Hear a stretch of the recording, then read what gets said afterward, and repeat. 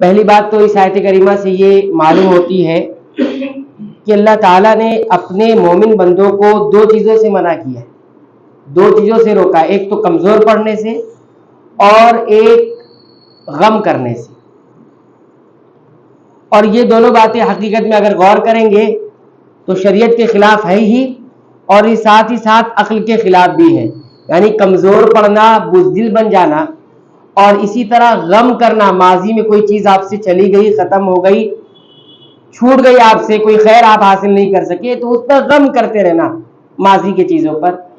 یہ دونوں چیزیں جو ہے یہ شریعت کے خلاف تو ہے کیونکہ منع کیا گیا، اور ساتھ ہی عقل کے خلاف بھی ہے. کیوں؟ اس لیے کہ آدمی کمزور پڑ جائے، بزدل بن جائے تو پھر آگے ترقی نہیں کر سکتا.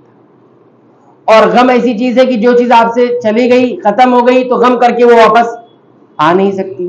تو یہ عقل بھی کہتی ہے کہ کوئی آدمی اگر رونے دھونے بیٹھ جائے، غم کرتا رہے کہ فلاں چیز ہم سے چلے گئی، فلاں ہمارے ساتھ ایسا ہو گیا، ایسا ہو گیا، یہ غم کرتا رہے، جس کو ہم کہتے ہیں ماضی کسی چلاتا رہے، تو وہ چیز واپس تو آنے والی نہیں ہے.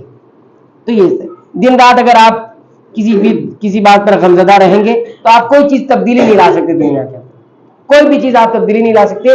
نبی کریم صلی اللہ علیہ وسلم پر کتنے غم آئے، کتنی مشکلات آئی، کتنی پریشانیاں آئی.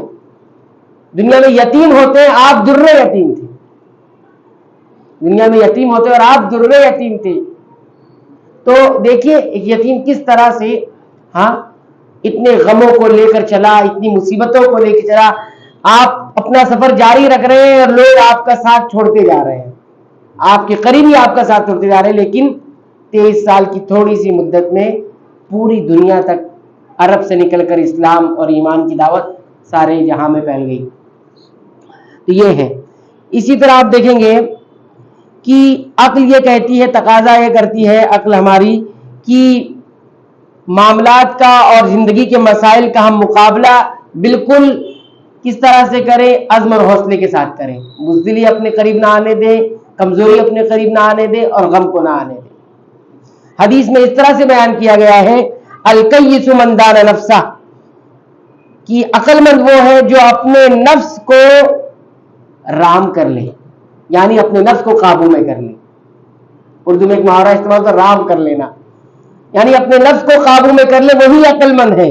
وعامل لما بعد الموت، اور عقل مند وہ ہے جو موت کے بعد کے لیے عمل کرے. موت سے پہلے کے لیے تو ہر کوئی عمل کر رہا ہے، موت کے بعد کے لیے کیا عمل کر رہا ہے؟ اچھا، جب انتقال ہوتا ہے یا انسان کبھی اپنی موت کو جب سوچتا ہے، یاد کرتا ہے، تو کیا کہتا ہے؟ میرے جانے کے بعد میرے بچوں کا کیا ہوگا، میرے جانے کے بعد میرے بیوی بچوں کا کیا ہوگا. یہ عام طور سے تصور ہے. یہ تصور اچھی ٹھیک ہے، یہ فکر مندی بھی اچھی چیز ہے، لیکن یہ فکر مندی کب پیدا ہوگی کہ مرنے کے بعد میرا کیا ہوگا. کیونکہ میرے بیوی بچوں کا جو پیریڈ ہے میرے مرنے کے بعد کتنا ہے، جب تک وہ جیئیں گے جب تک ان کے ساتھ مصیبت رہے گی، تکلیف رہے گی.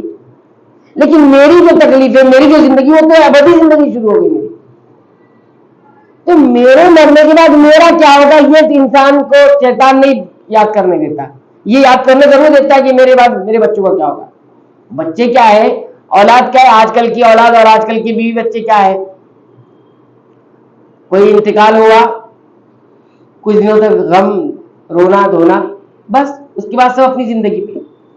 پھر مرنے والوں کو کون یاد کرتا ہے. اور آج کل تو ایسے جو ہے معاملات ہو گئے ہیں کہ لوگ بس ایک خاص دن یاد کر لو، ہو گیا، کافی ہے اتنا. کون کس کو یاد کرتا ہے؟ اہل علم کہتے ہیں کہ آپ اس ذہن میں، اس خیال میں کبھی نہ رہے کہ مرنے کے بعد آپ کو کوئی یاد کرے گا. کوئی نہیں یاد کرے گا. نفسی نفسی کا عالم تو یہاں ہو گیا. وہاں تو رشتہ داریاں ہی ختم ہو جائیں گی، رشتے تو برقرار رہیں گے لیکن رشتے کوئی پہچانے گا ہی نہیں. یوم یفر المرء من اخیہ وامہ وابیہ وصاحبتہ وبنیہ. اس دن تو بیٹا باپ سے، باپ بیٹے سے، ماں بیٹی سے، بیٹی ماں سے، بھائی سے، اور روز رشتہ دار ایک دوسرے سے بھاگیں گے. تو یہ اس کے بارے میں فکر کہاں سوچتی کہ مرنے کے بعد میرا کیا ہونے والا ہے، جہاں یہ رشتہ دار جس کے لیے ہم فکر مند ہے کہ میرے مرنے کے بعد میرے بچے کا کیا ہوگا. تو اللہ کے رسول صلی اللہ علیہ وسلم نے فرمایا وعامل لما بعد الموت، موت کے بعد کے لیے جو عمل کرتا ہے وہی تو عقل مند ہے. کیوں عقل مند ہے؟ عقل مندی کیا کرتی ہے؟ آپ کے پاس ایک بار اتنا پیریڈ ہے، ایک پیریڈ اس کی لمٹ ہی نہیں ہے. تو کوئی آدمی اس کے لیے کام کرے گا اور اس کو چھوڑ دے گا تو یہ تو بیوقوفی ہے. اور آگے فرماتے ہیں والعاجز، اور بیوقوف تو وہ ہے من اتبع نفسہ ہوا، جس نے اپنے نفس کو خواہشات کے پیچھے لگا دیا ہے، اور وہ تمنا علی اللہ الامانی، اور اللہ تعالیٰ سے امید لگائے بیٹھا ہوا ہے.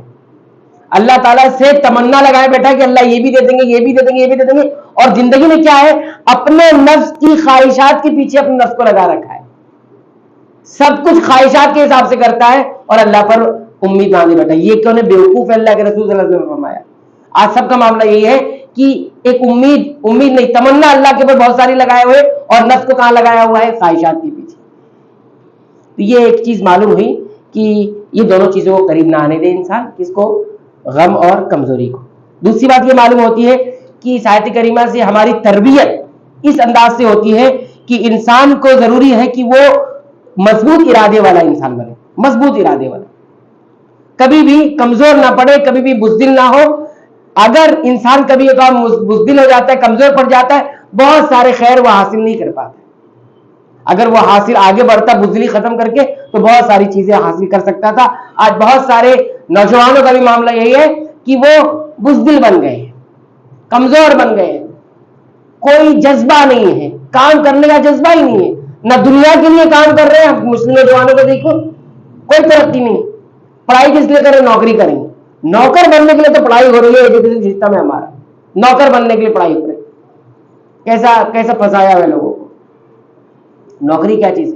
انسان پڑھے اس لیے، تعلیم اس لیے حاصل کرے کہ باشعور انسان بن جائے، اچھا انسان بن جائے، سماج کو نفع دینے والا انسان بن جائے. یہ کون سی پڑھائی؟ اس لیے کہ اچھی جاب لگے گی. یہ تو نوکر تیار ہو رہے، رہنما کہاں تیار ہو رہے، رہبر کہاں تیار ہو رہے. ایسا سسٹم اور نظام جو ہے دے دیا ہے.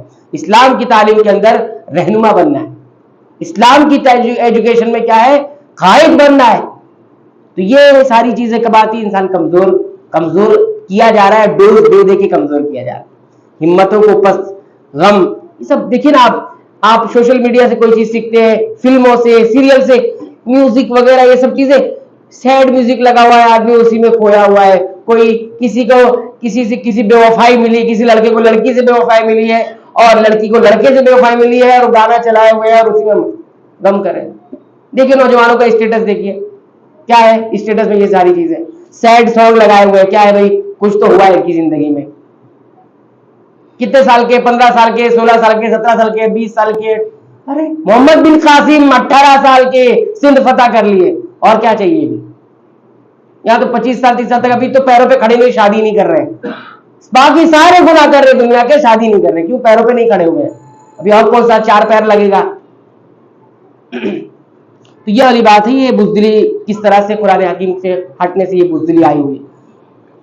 تیسری بات یہ معلوم ہوتی ہے کہ یہ امت ہمیشہ سربلند رہے گی، شرط ہے ایماندار رہے، ایمان کے ساتھ رہے تو شرط. وَأَنْتُمُ الْأَعْلَوْنَ إِن كُنتُم مُؤْمِنِينَ. تمہیں ایمان سربلند رہو گے اگر مومن رہے. تو ہم سربلندی چھوڑ دیجیے، ہم بلند رہیں گے بغیر ایمان کے. یہ زام نکال دیجیے کہ ہم بلند رہیں گے اور ایمان نہیں رہے گا ہمارے اندر. نہیں، ہو نہیں سکتا. ایمان ہے تو بلندی ہے، ایمان نہیں تو بلندی بھی نہیں ہے. اور آخری بات یہ معلوم ہوتی ہے اس آیت کریمہ سے، وہ یہ ہے کہ جتنا امت کا ایمان بڑھے گا اتنی سربلندی بھی بڑھے گی.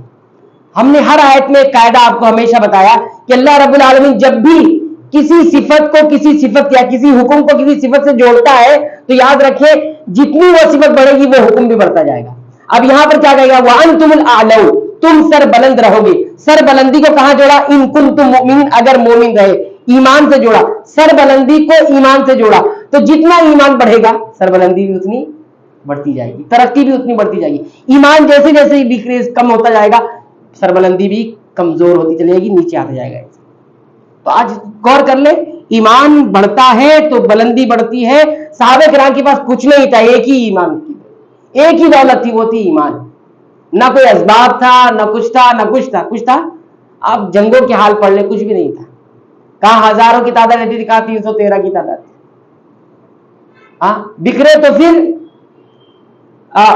بکھرے تو پھر زمانے کی ٹھوکر میں آ گئے، اور متحد ہوئے تو زمانے پہ چھا گئے.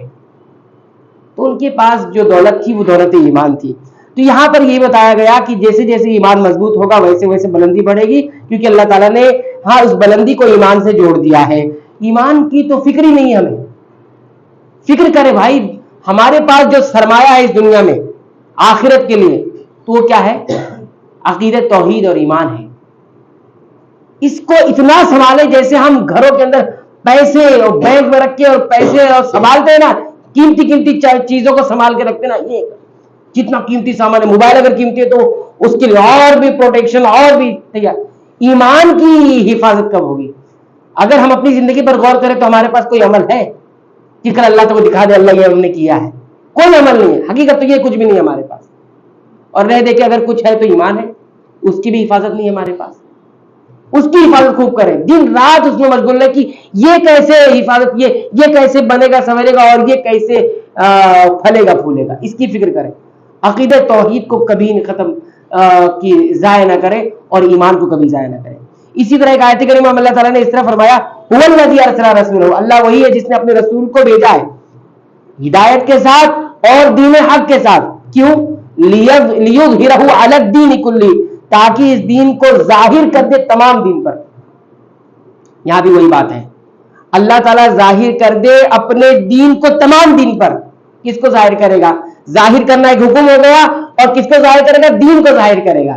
تو ظاہر ہوا, معلوم یہ ہوا کہ دین رہے گا تبھی ظاہر ہوں گے, یعنی اوپر ہوں گے. آپ سوچیں کہ تمام دین پر ہم اسلام غالب آ جائے, کب غالب آئیں گے؟ جب آپ دیندار رہیں گے, دین رہے گا ہمارے دین میں.